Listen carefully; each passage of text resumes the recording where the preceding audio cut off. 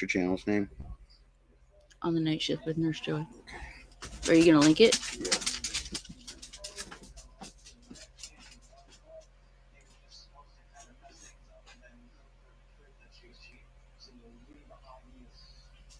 Yeah.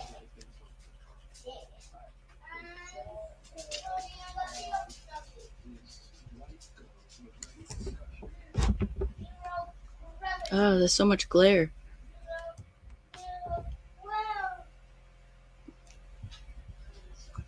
Too much glare.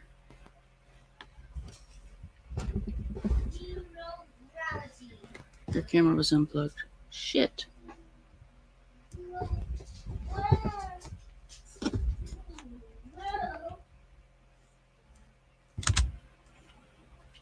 Now I'm having issues. Hang on.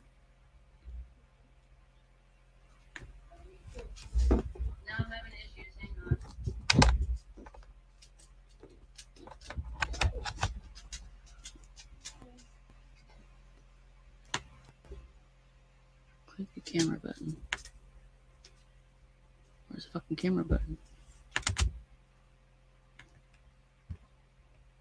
There it is.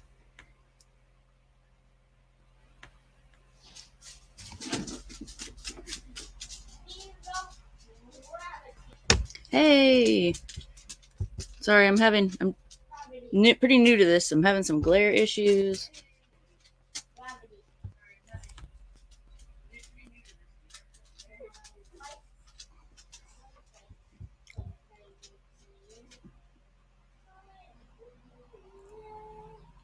I'm not sure if I can, because I can't really look at the computer and adjust everything.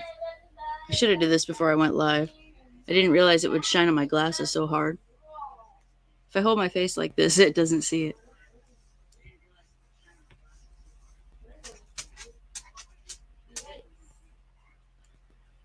Maybe if I look up, it won't do it.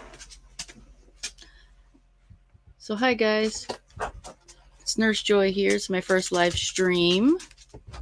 Just want to give everybody a few minutes. I didn't know how to do the music setup to give kind of that little musical intro to give people time to come in.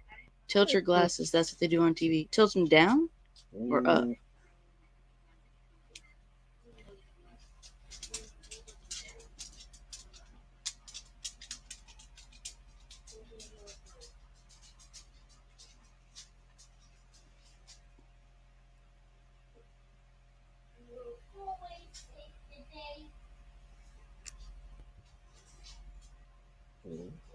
What I need to do is move this a little bit.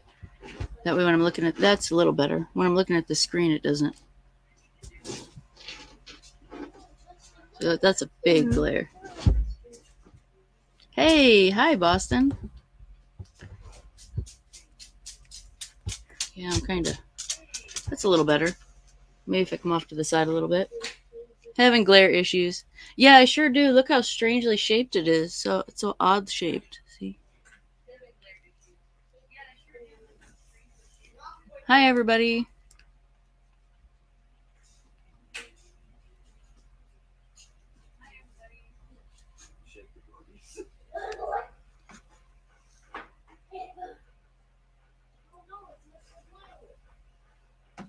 Shake the booby. All right. Dog's out. Come on. Eugene's going to kick everybody out of here. Get out. I'm going to close the door. Okay. I love you. Good luck. So I'm kind of doing this a little bit. Hey, Lewis. I'm kind of doing this a little bit unprepared, even though I've been talking about starting for so long. Everyone, welcome. With everything that happened today, if you know, you know. I didn't have a chance to get my notes together, so we're just going to kind of wing it on the fly. It's been a busy couple of weeks. So, yeah, he's putting those dogs in the closet and the kid too. So here we are. And now I'm kind of frozen. I freeze up a lot, so maybe once I get more used to doing it, then it won't. I think I'm more self-conscious because people can see me. Maybe that would be something that I'll not do in the future, or maybe I will.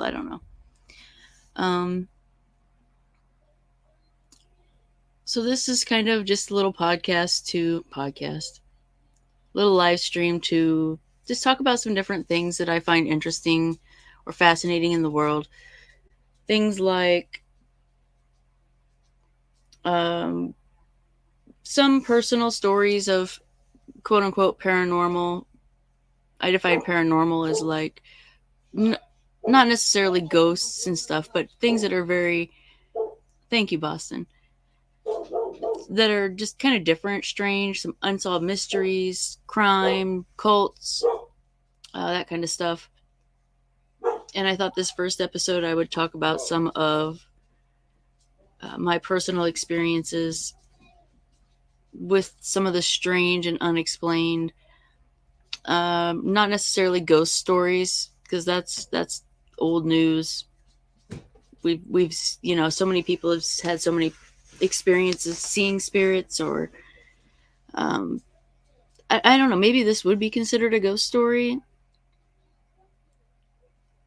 And feel free to comment and I'll interact as much as I can if I'm not lost in the story, so to speak. But I was also going to talk about some of my personal experiences, and then there's a cryptid case that's a little bit local to us. All right, just stick it in the fridge. Thank you. Eugene insisted he'd order me food, but I'm not going to eat sushi on the cam while you guys are watching. Yeah, so there's a local cryptid case. It's only a one-time, one-off, called the Van Meter Visitor. It's like a half an hour south of us. Back in 1903, they saw some sort of something that they chased into the mines. So I thought that I would just briefly talk about that and share an experience that my dad had in that area not that long ago. Someone would tip to watch me. No, they don't want to see that. They don't. It's pretty gruesome. Because, I have to get all the soy sauce and the ginger and everything. But, so I guess I'll get right into it. And again, sorry if I seem awkward. I'm just not used to...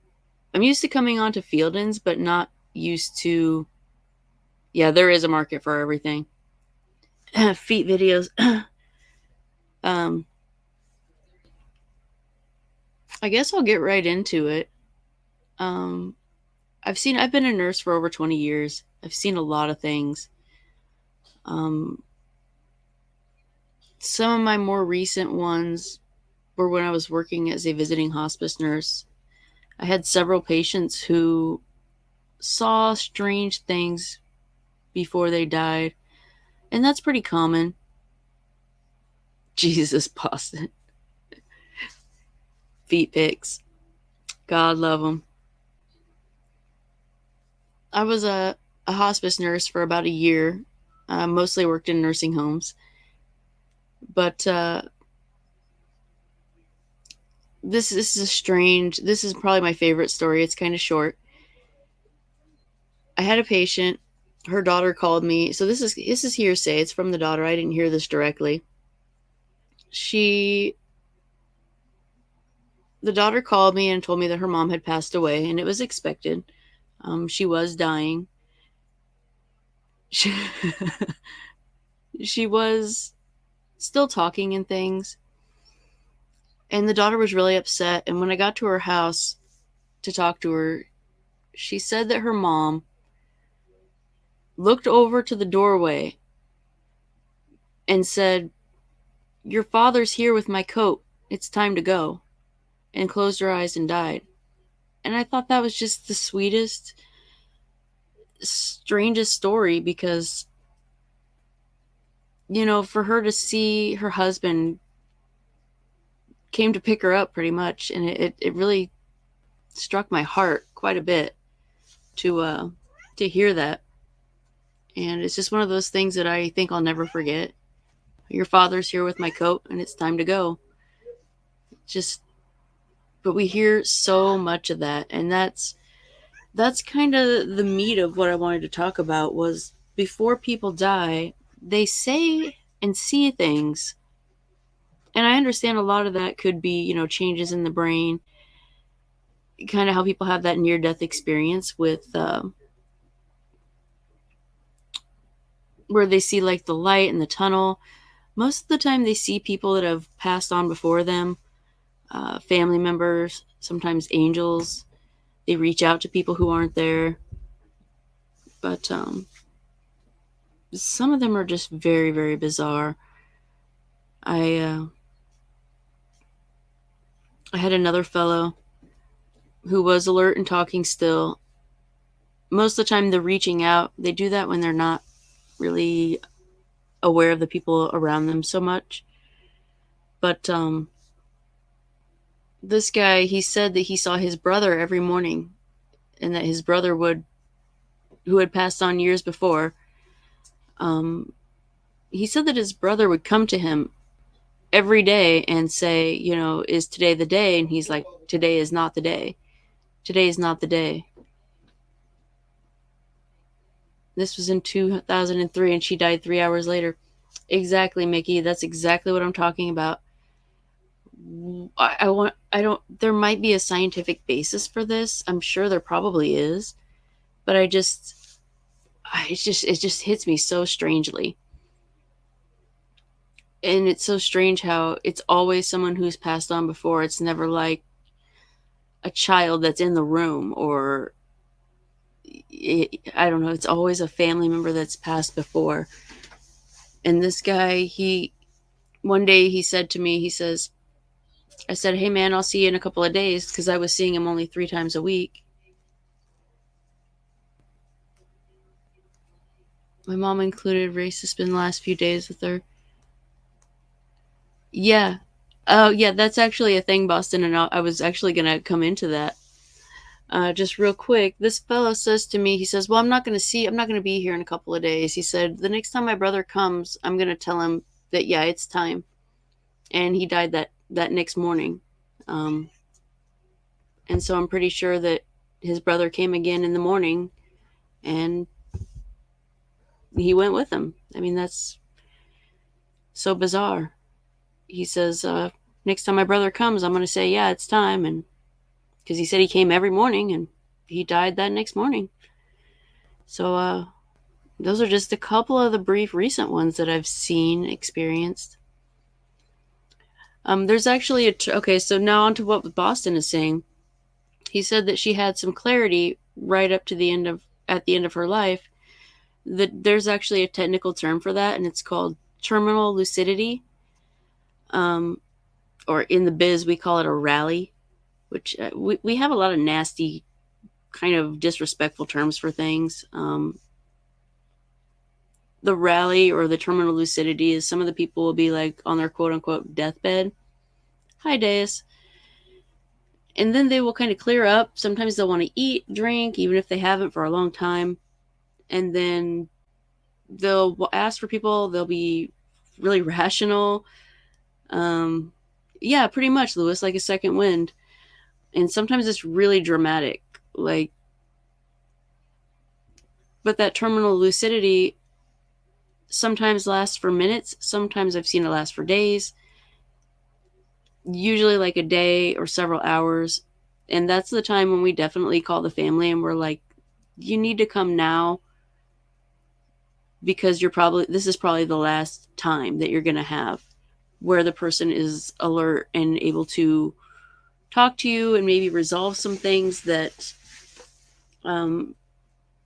if there's something that needs resolved, or even just to spend time with them, to reminisce and talk about the past, the things that have happened before. Sorry, I keep turning my head. I keep trying to keep that glare off. So that's just another one of the strange things that we see. Yeah, I'm glad that they were able to experience that, Boston. That's really good. And that happens quite a bit too. That's actually fairly common. Sometimes it doesn't, though. I mean, it's kind of hit and miss. That second wind doesn't just extend to people. I don't have a lot of experience with that. Have you seen something that would make you think that, Lewis, or is it just, is that like a, did you have an experience?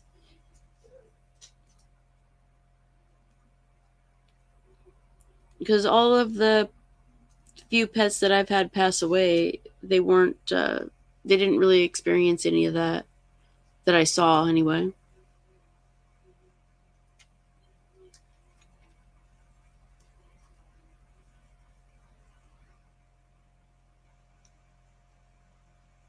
Most of the time, the people don't see things that are frightening to them. They may, usually, I have had a couple of experiences where the people were upset at what they saw, but I'm maybe two. Charlie had kidney disease and was deteriorating quick. Was that your kitty cat?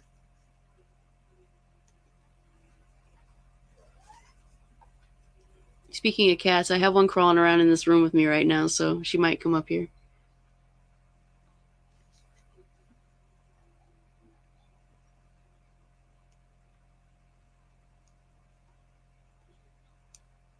But I did have one lady who was getting ready to pass, and she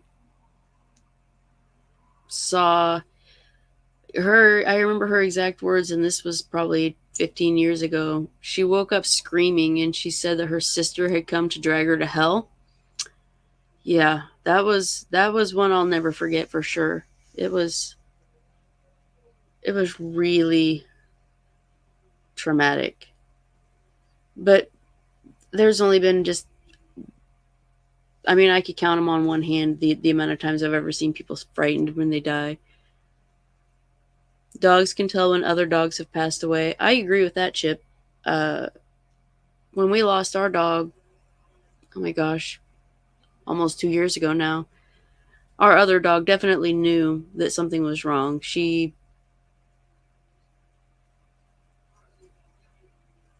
They, she was just so depressed and upset. It was really, really sad. A couple of days before he passed, he came up to me after a week of isolating himself.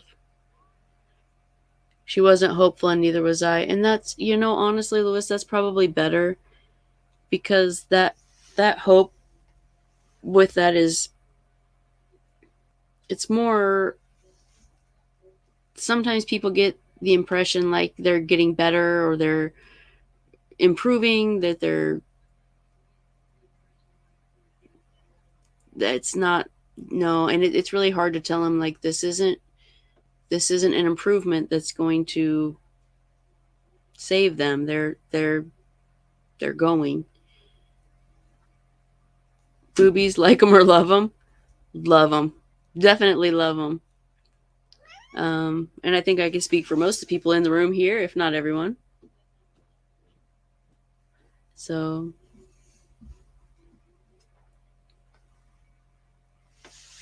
okay, that's weird because it says only two people are watching, but there's more than that chatting.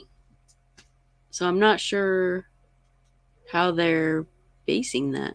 Or maybe there's a lag on it or something. Your dog ate your steak? Was it like the dog's ghost that ate your steak, or was it really, did he really eat your steak? My dog ate a hot dog out of a little girl's hand. She was holding it up like this, and the dog went behind her and came up and grabbed it right out of her hand.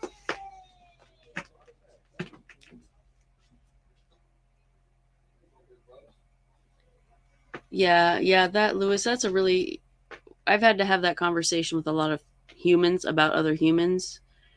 And pets are hard in a different way. It's just, that's a really hard conversation to have with people. And so it's kind of one of those,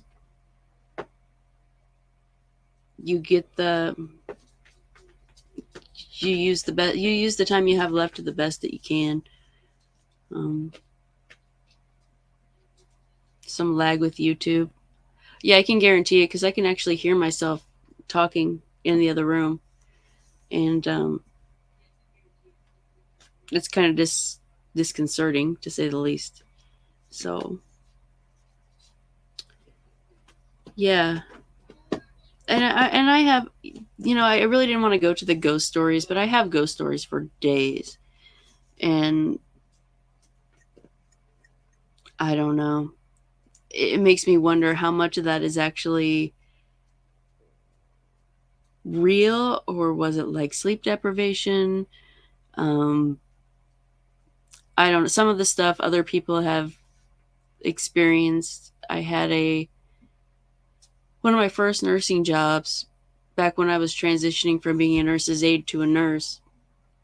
I was sitting at the nurse's station doing paperwork, and I was looking down, and there was a window right in front of me, and I saw a woman in a white nightgown. Of course, it's always a woman in a white nightgown walk by, and she had a walker and everything, and she walked by the window in front of me going back towards our Alzheimer's unit. Well, there's nowhere to go back there. The door's locked. There's no other way to get out. And so I wheeled the wheelchair up to the door, and I'm looking around the corner like, hey, where'd she go? And I'm looking, and I'm like, what the fuck? There's no way she could have went in there because the door's locked. And the other nurse comes around the corner, and she was an older nurse, quite a bit older actually. And she says, oh, you saw her, didn't you? And I'm like, what? And she's like, that woman in the nightgown, she walks around here all the time. And I'm like, get out of Dodge.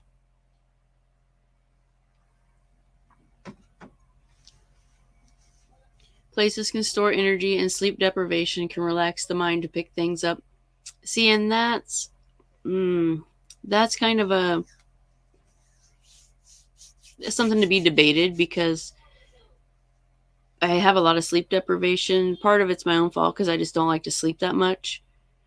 But I also have a medical condition that affects my sleep, and a hallmark of it is hallucinations. So sometimes I hear voices saying my name. I see ghost cats walking around. And I see shadow people, and this is like on the day to day. So how much, if I can't verify it with another person, I don't really like to count it. One day I was really sleep deprived, and I had a full conversation with my grandmother, who's been deceased for 23 years. So that was interesting, to say the least. But again, I have no one to confirm that, collaborate. So, but sleep deprivation, relaxing the mind to pick things up, or like opens you up to a different plane where you can experience these things. I've heard that a lot from other people, but I don't know. It's just hard because even though I do believe in a lot of paranormal stuff, I have a more rational mind. So if there is a scientific explanation, like I'm having hallucinations, I tend to lean more towards that than, there's a hat man standing in the neighbor's yard looking at me while I'm smoking. So there's that. Hang on, I turn this fan off.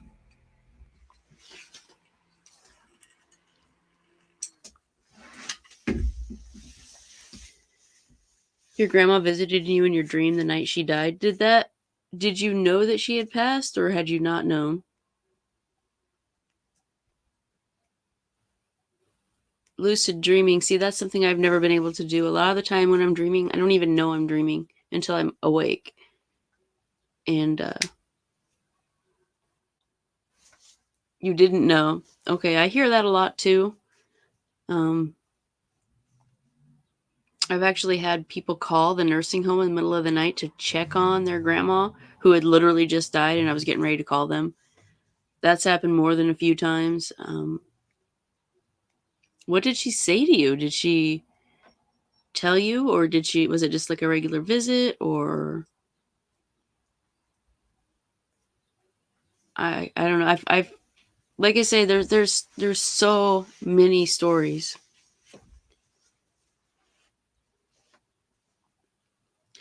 Yeah, Deus, relaxing yourself though, I'm pretty high strung, man. Like, and it's very, very startling to see this stuff. Like when you're standing in the kitchen at the nursing home, robbing the fridge, Yeah, I steal the food out of the nursing home because I'm hungry at night. And then you see somebody walk past the door of the fridge, and you're like, the fuck was that? The fuck was that? The fuck is that? Like, that's me all night long. So, um, you don't remember what she said to you. You know, and honestly, I don't really remember much of the conversation that I had with my hallucinatory grandmother. It was nice to see her, though. So that's a thing.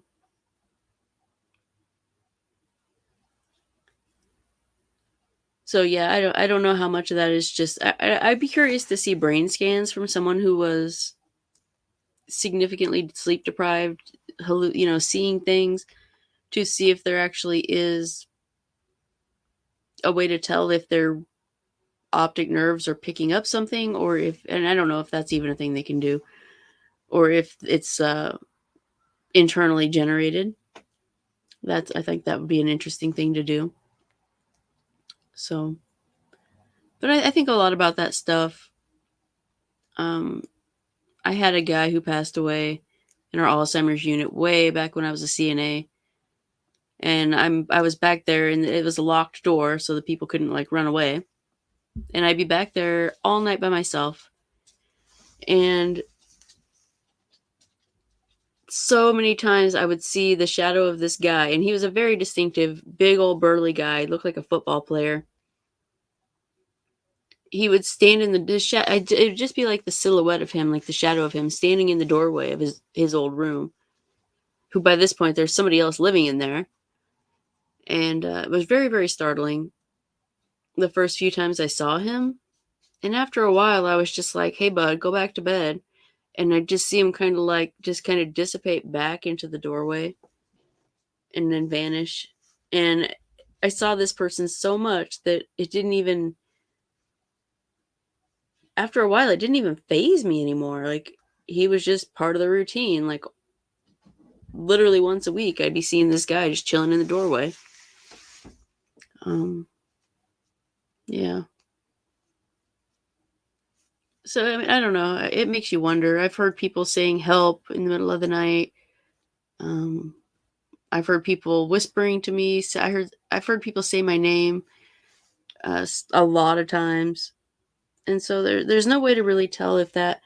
Most of the stuff happens to me when I'm at work. So I do see things not at work, but mostly it's at work. And it's not just because I'm up all night. I'm up all night at home too.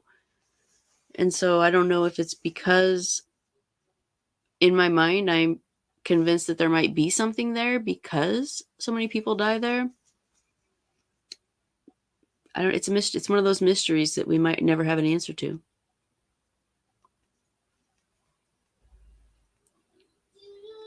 So that was, and there's more. There's so much more.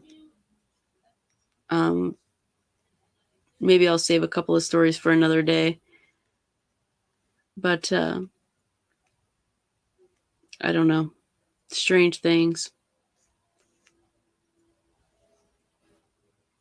And if anybody has any topic suggestions, you can leave them in the Discord in the nursing home section.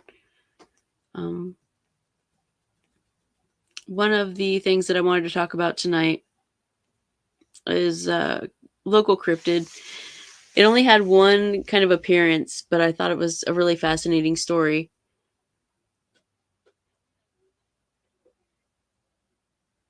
Why is Eugene's ass bare? He's gonna kill me. He's gonna kill me now. Genetics. It's a genetic thing. Plus I wax it, you know. But so this kind of local cryptid, 1903.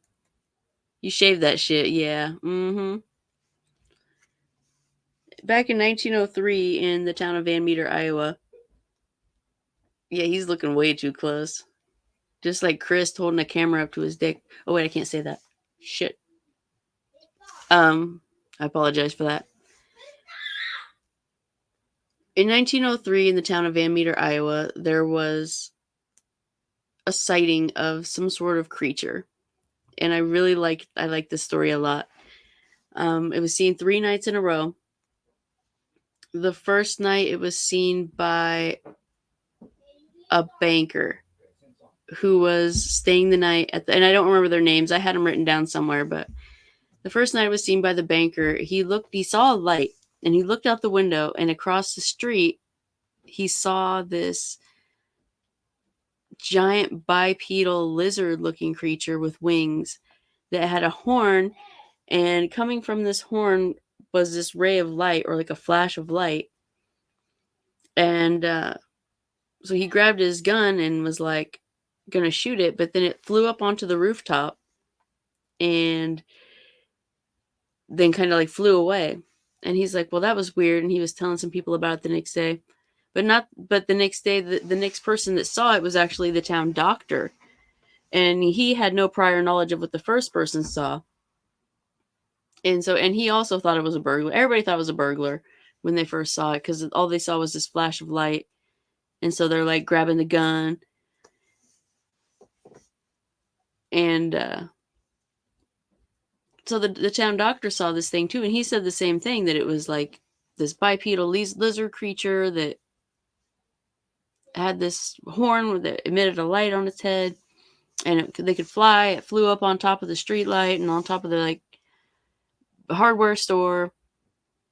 And I guess this time it emitted some sort of like gas that made the man like violently ill. Like it gassed him somehow. I don't know. He was fine. He resolved really quickly. And so now on the third night, a tinkerer, the guy who would like the handyman guy, he saw it too. And so this third night, it was literally like a pitchfork mob formed. So everybody has their guns and their, what have you, and they chased this thing into an abandoned mine. And apparently when they get to the mine, there is a second creature, smaller than the first one. And a lot of the speculation is that might have been like a child of it. So basically they describe this thing as looking like a pterodactyl, like a dinosaur. Let me see if I can pull this pic up. Oops.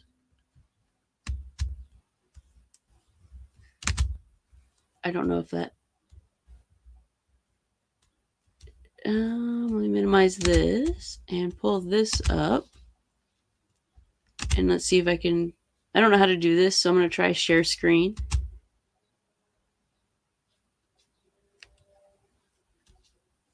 Window? Oh, here it is. Oh, there it is. So you can kind of see this picture here. This is the most popular one. I think that's an artist depiction. I don't think that's a real picture. I can't see the chat right now while it's showing that, so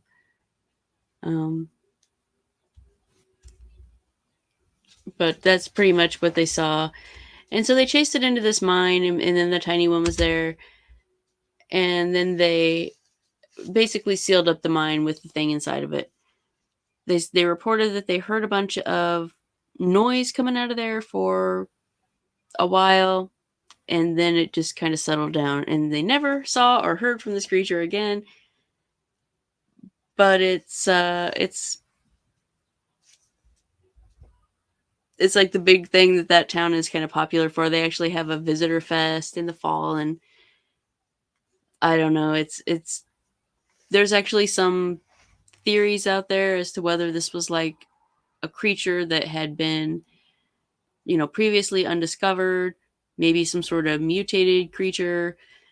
Was it living and breeding in these abandoned mines, and when they sealed it up, they didn't... Hi, kitty. They didn't... I don't know. Or was it just a case of... I don't really want to say mass hysteria, but Or did they just make it up just for like clout, just to bring fame, not really fame, but to bring people to the town? I don't know. I think that's it. Yeah, brain fart. Shut up. But well, I was just thinking about it. But here's where it kind of, and this is the reason I picked this, is because my dad actually, this is kind of hearsay because he's not here to tell you directly, but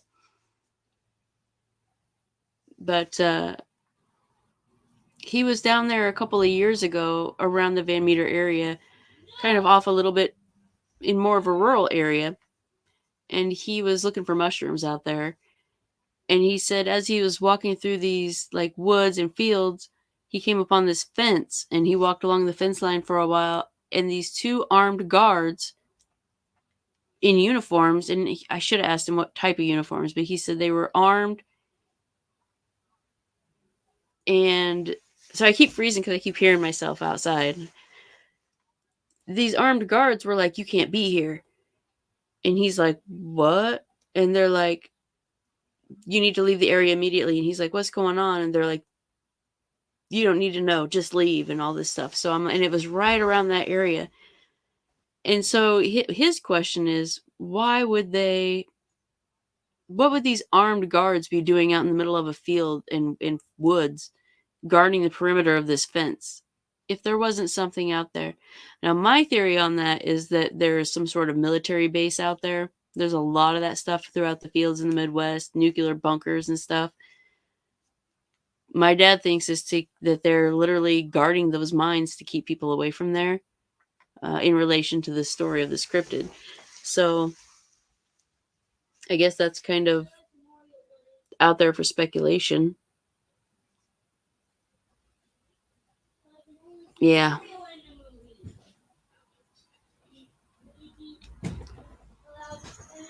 Anybody have any thoughts on that? I really don't know. I think maybe they saw some sort of, I don't know, man.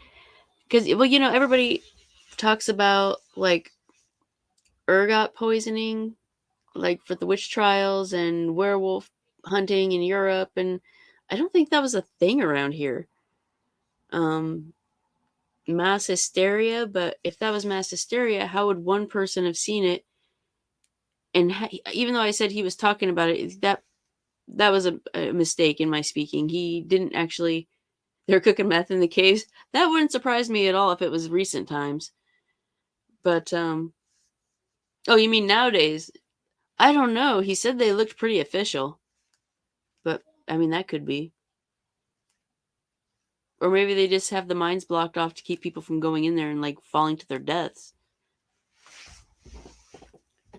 Sightings in Vegas the other night. No, what did they see in Vegas? Please tell me it was the Mothman. I love the Mothman. But I mean, Mothman's been done to death. Everybody talks about Mothman. Um, that's one of those cases that I just can't get enough of, though. The Hood, Leprechaun, and Bama. I don't even know what that is, bud.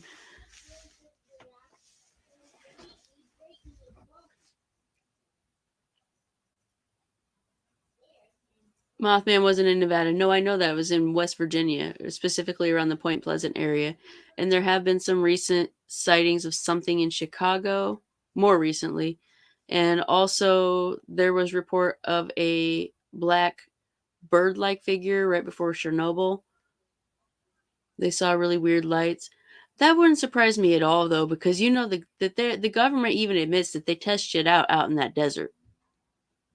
Like,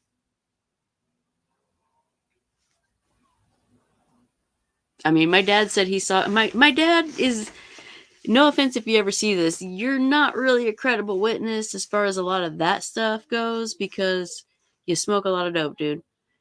But he does say he saw a lot of weird lights out in Colorado near the mountains. Um, and I tend to believe him. There's a lot of strange footage of lights out near the Colorado mountains. Well, I mean, it's legal. He has a card.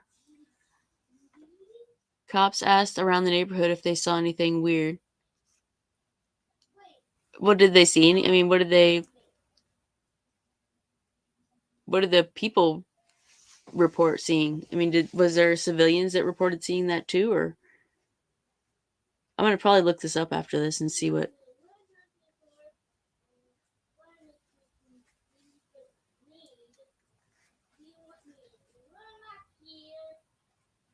I've spent a lot of time out in the woods by myself at night, and honestly, I've never seen anything out there besides like the usual stuff.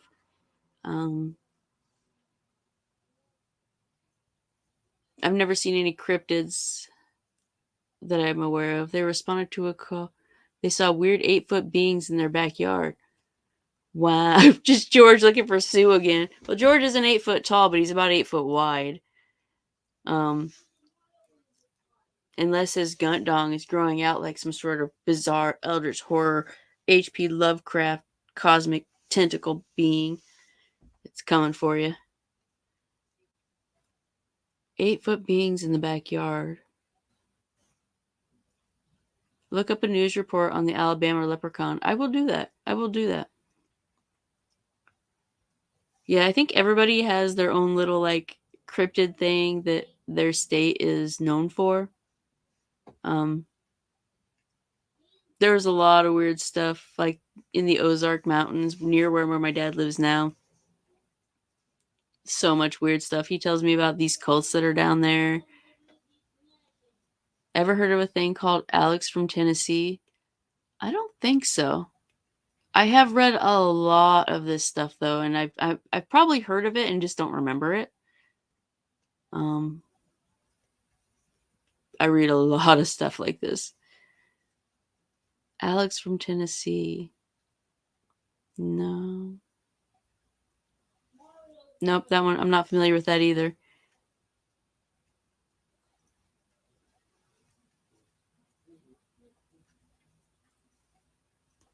I was trying to think of the name. What was the name of that weird clown alien that they saw in England? Sam the Sandow clown? Was that it? It was like this guy, these two little kids reported it. So little kids, you know how they are, of this being that they met. And it looked kind of like a clown, but it was mechanical and it talked to them. And I don't know. It took him to his house. It was like a metal thing. I don't have enough details in my memory banks of that story to really talk about it. But that was a strange. Jake Paul? No, not familiar with that name either.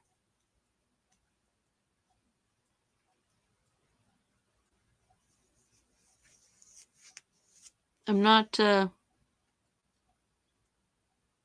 I'm not sure. You'd have to elaborate on those. And again, I'll have to apologize for being kind of unprepared tonight. It's been a while, couple of weeks. There's other stuff going on we haven't really talked about. Somebody posted an address of 4chan and invited somebody to come claim a prize. Some guy went there and went missing. Wow. That doesn't surprise me. There's a lot of shady, nasty people on the internet, man. I mean, there's been all kinds of people who have invited people to their house and then they kill them when they get there. And yeah, that doesn't surprise me at all.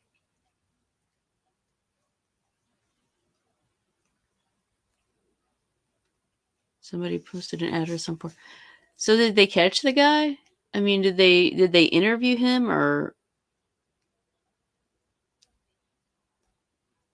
I don't know about the 4chan one, but there was a guy who, like, maybe it was a dating website like Tinder or something, but this guy set up a date with this chick, and when he went to the chick's house, it ended up being a dude, like catfished him, and he ended up killing this other guy and like videotaping it, and because he wrote a book about a serial killer, and nobody took it seriously. So he wanted to. That guy was a crazy person. I'm trying to remember his name, but it's not coming to me. Craigslist. Yeah, it might have been Craigslist. The Craigslist killer might have been. The name I'm pulling out of my head is Twitchell. Twitchell? The guy on the podcast I listen to calls him Bitchell. So that might be wrong. Without actually grabbing my phone and Googling it, I think I'm wrong with that one, but I have quite a little conglomeration of knowledge of killers and cults. And well, he didn't actually want to fuck the guy, he just wanted to kill somebody. So think of that what you will. Instead of like setting up a real date with a real girl, he like lured some dude to his garage and killed him. I mean, pretty straightforward. He didn't like eat him or do horrible things to him or anything besides killing him. I mean, like, he wasn't like Jeffrey Dahmer or anything, who really did some disturbing stuff I don't even think I can talk about on here.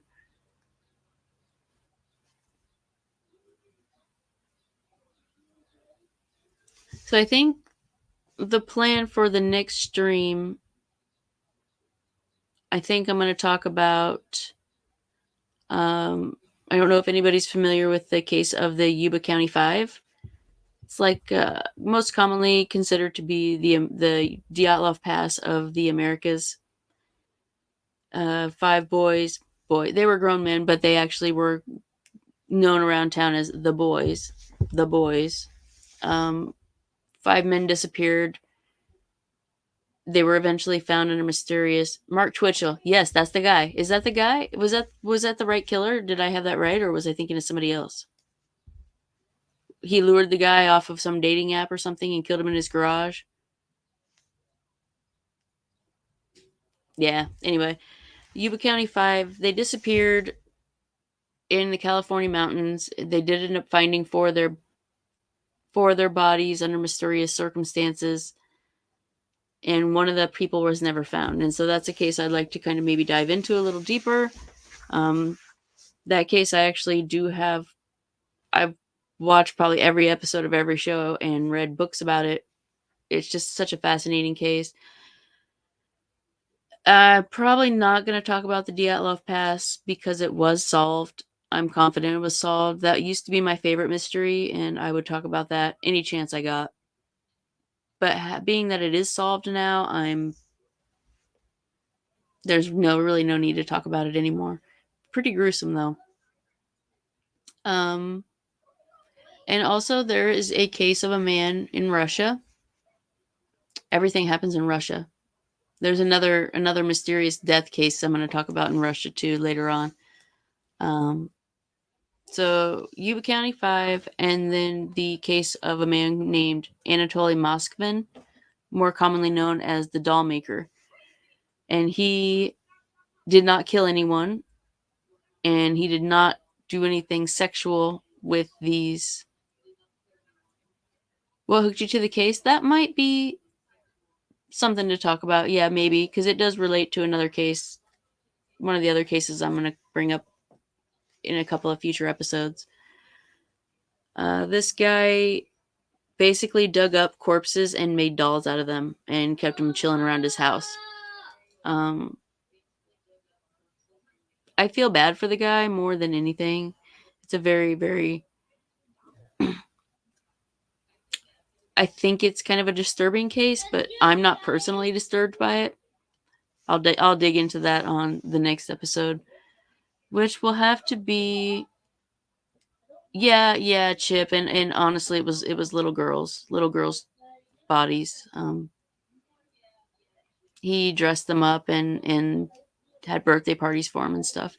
It's a really disturbing case. I actually feel bad. Yeah, he didn't do anything perverted with them. So. Oh yeah, he's still alive. He's still locked in an insane asylum right now. They have no plans to ever release him back into the public because he flat out admits, and I was going to save this, but I'm going to give this one up. He actually stated to the press, to the parents of these, he says, "Don't bury your girls too deep because as soon as I get out, I'm going to dig them back up again."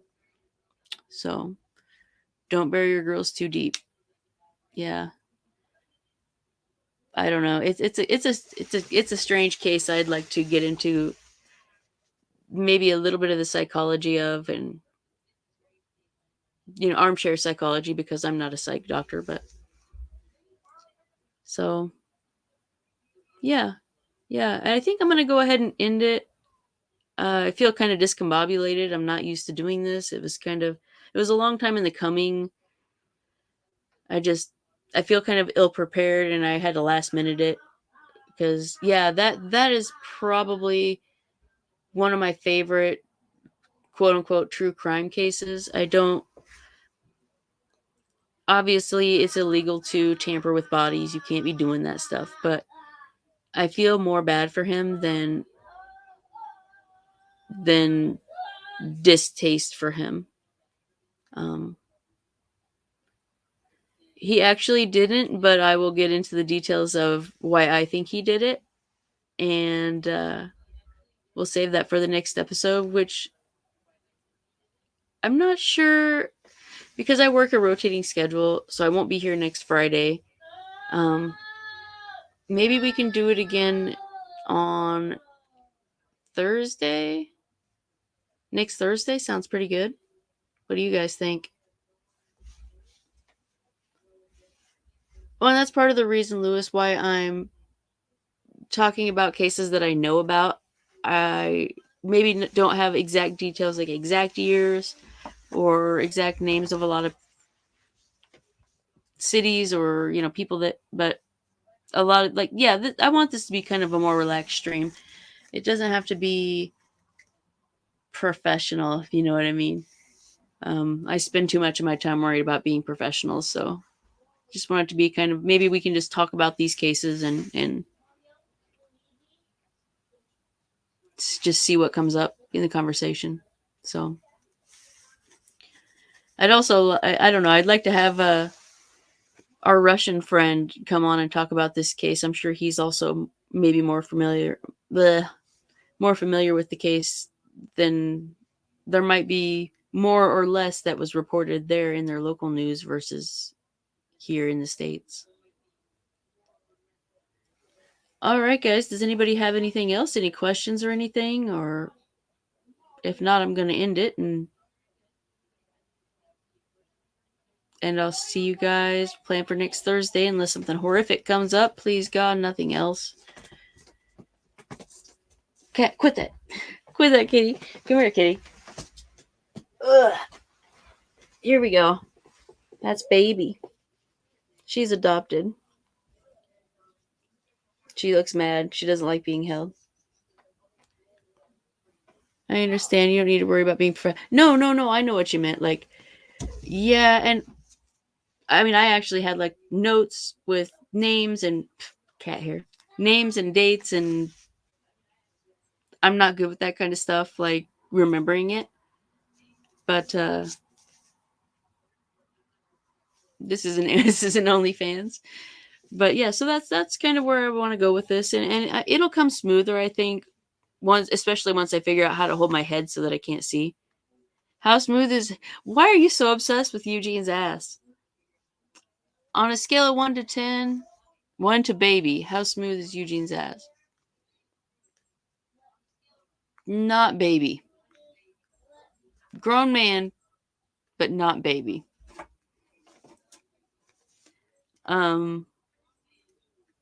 You guys are freaks. You're freaky deaky.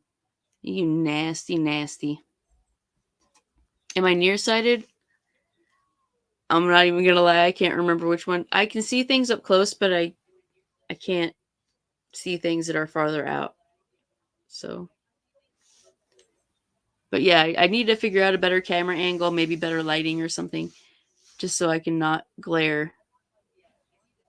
Plus, I need to not close my eyes when I'm talking. I don't know why I do that. Yeah, it's a smooth ass. Oh, God. No. Yeah, you guys better have my back. All right, I'm going to end, and all you guys have fun. Thank you for supporting me on my endeavor here. All right, have a good night, everybody.